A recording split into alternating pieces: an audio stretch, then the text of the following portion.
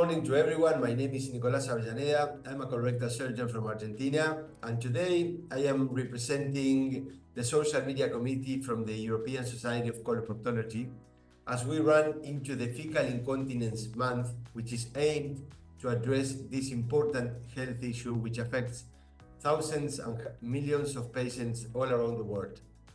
As part of the campaign, today I have the honor and the pleasure to interview Audrius Dulskas, who has been one of the leaders of ESCP's worldwide fecal incontinence audit, which took place in 2022.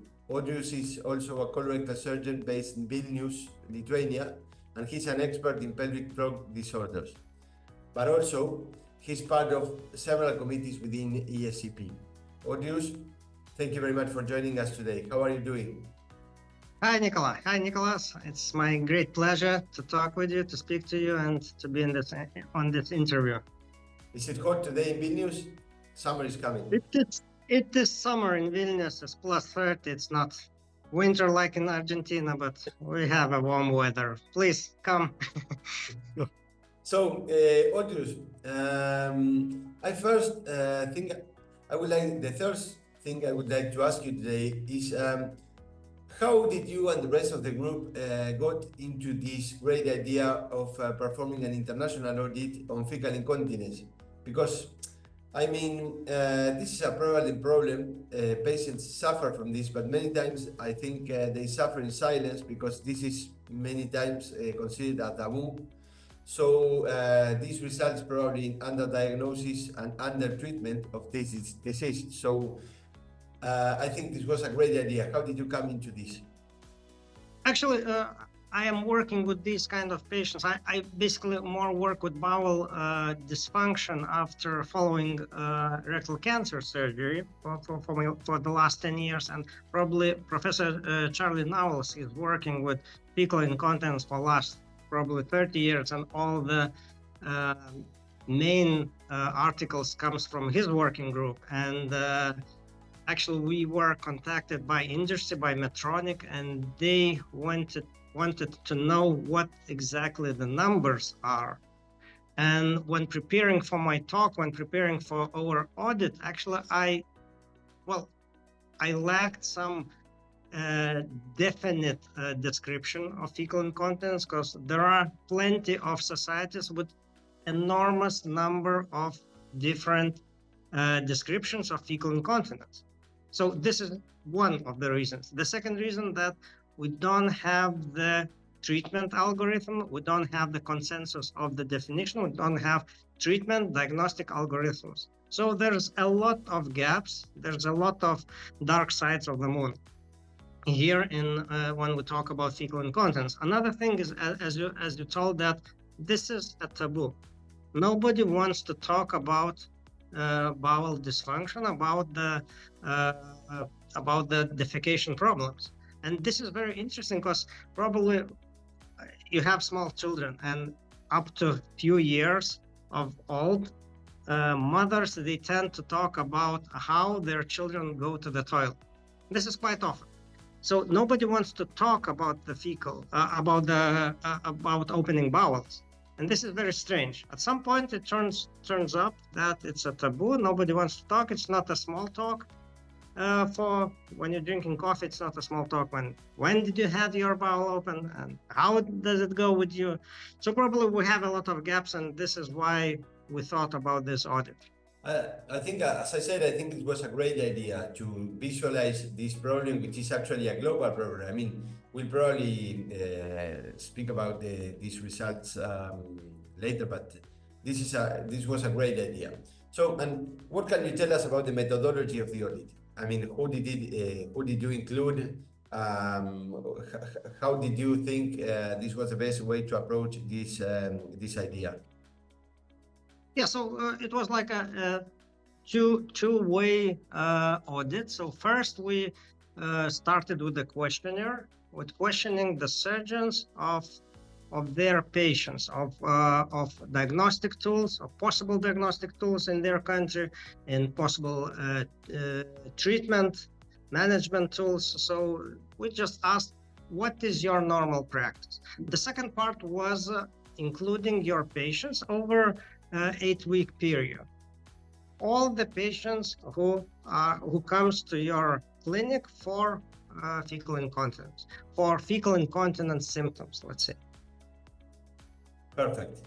This, I think this was a wise approach. It's always difficult to plan this type of studies because there's no consensus on what's the correct way to do it. But I think this was a very wise way to do it. But the most important thing, what did you find in the audit? The audit is finished now, it's not published. So people might want to know some like preliminary results of what you have found. Yes, we found quite an interesting results. First, coming back to the protocol, actually it is published. The protocol is published, and it is published in colorectal diseases. So everybody who wants to see our step-by-step approach, all that questionnaires, it can be found in our article. And the results are now being analyzed, and we have the results, and the manuscript is being written now. So, well, basically, we had almost 2,000 patients included from, I think, 36 countries and more than 100 hospitals. So this is a huge variety from all the continents. So more or less, we know about the state about the fecal incontinence.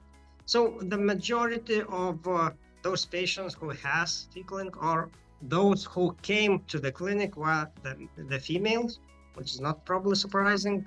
The etiology of the fecal incontinence, of course, is the childbirth, at least in the most of the patients.